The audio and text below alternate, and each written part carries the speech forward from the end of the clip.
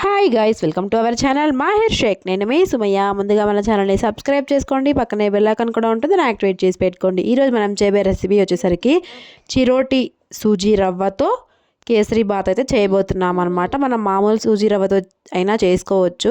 ఇది కొంచెం ఇక్కడ కర్ణాటకలో ఇదే ఎక్కువ నడుస్తుంది అనమాట. హోటల్లో మనము పొద్దున్నే టిఫిన్ చేయడానికి వెళ్ళినా ఇది పొద్దున్నే ఉంటుంది. ఉప్మాతో పాటు ఇది కూడా ఇస్తారు. చాలా సన్నగా ఉంటుంది, చూడండి ఎంత సన్నగా ఉంటుందో. మామూలు సూజీ రవ్వ కన్నా కూడా ఇంకా సన్నగా ఉంటుంది అనమాట. ఇప్పుడు మనం ఒక గ్లాస్ వరకు చిరోటి సూజీని అయితే తీసుకున్నాను. చిరోటి సూజీతో చాలా వంటలు చేయొచ్చు.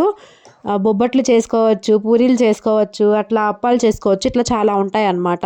ఒక గ్లాసు సూజీ రవ్వకి మామూలుగా ఒక గ్లాస్ సూజీ రవ్వకి 3 గ్లాసులు నీళ్ళు అయితే చిరోటి సూజీ రవ్వకి 4 గ్లాసులు పడతాయి అన్నమాట. కొంచెం వాటరీగా ఉంటే బాగుంటుంది. నేను కొంచెం గట్టిగానే చేస్తున్నాను, అందుకోసమనే నేను 3.5 గ్లాసులు వాటర్ అయితే తీసుకున్నాను. ఇప్పుడు ప్యాన్ పెట్టేసి నేతిలో నెయ్యి వేసాను. నేతిలో జీడిపప్పును అయితే ఫ్రై చేసుకుంటున్నాను. మీకు ఇంకేమైనా కావాలి అన్నా కూడా వేసుకోవచ్చు. జీడిపప్పు ఫ్రై చేసుకునేటప్పుడు ఫస్టే వేసుకోవద్దు కిస్మిస్.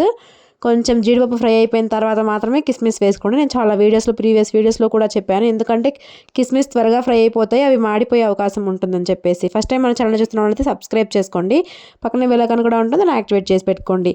ఇప్పుడు అన్ని చోట్ల దొరుకుతుంది చిరోటి సూజీ రవ్వ కూడా. ఇలా ఒకసారి ట్రై చేయండి. గుడిలో పెట్టే ప్రసాదంలా ఖచ్చితంగా అదే టేస్ట్ వస్తుందన్నమాట. ఇప్పుడు మనము అదే నెయ్యిలో మనం ముందుగా తీసుకున్న చిరోటి సూజీని కూడా వేసుకొని ఇలా నెయ్యిలో బాగా ఫ్రై చేసుకోవాలి. ఆ నెయ్యి ఆ సూజీ రవ్వని పీల్చుకొని ముద్దలాగా అయ్యి మళ్ళీ విడివిడిగా అయ్యేదాకా ఫ్రై చేసుకోవాలి. మొత్తం ప్రాసెస్ ఒక 5 నుంచి 7 నిమిషాల వరకు పడుతుందన్నమాట. నేను కొంచెం ఫాస్ట్ ఫార్వర్డ్లో పెట్టేశాను. తర్వాత మనము ముందుగానే బాయిల్ చేసి పెట్టుకున్నాం కదా వాటర్, ఇటువైపు వేగుతూ ఉండగానే జీడిపప్పు, అటువైపు పొయ్యి మీద మనం ఆల్రెడీ వాటర్ అయితే పెట్టుకేసుకోవాలి. ఈ 2 ప్రాసెస్లు ఒకేసారి జరిగిపోవాలన్నమాట. వాటర్ ఒకళ్ళు వేస్తూ ఉంటే ఇంకొక చేత్తో కలుపుకుంటూ ఉండండి, లేకపోతే ఉండలు కట్టిపోయే అవకాశం ఉంటుందన్నమాట. ఇప్పుడు మనము అదే సూజీ రవ్వ మొత్తం వాటర్ తొందరగా పీల్చుకొని గడ్డ కట్టిపోతాయి. తర్వాత మనం అందులోనే 1/2 గ్లాస్ వరకు పంచదారని అయితే వేసుకోవాలి. కొంచెం స్వీట్ ఎక్కువ తినే వాళ్ళైతే 3/4 గ్లాస్ వరకు వేసుకోండి.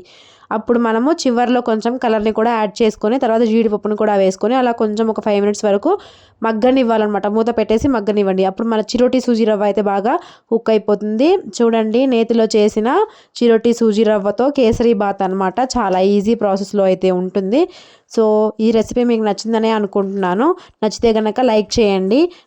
మన ఛానల్ని ఫస్ట్ టైం చూస్తున్న వాళ్ళైతే సబ్స్క్రైబ్ చేసుకోండి. Thank you so much for watching. పిల్లల వ్లాగ్స్ ఛానల్లో ఉన్నాయి, చెక్అవుట్ చేసేయండి. Thank you so much for watching.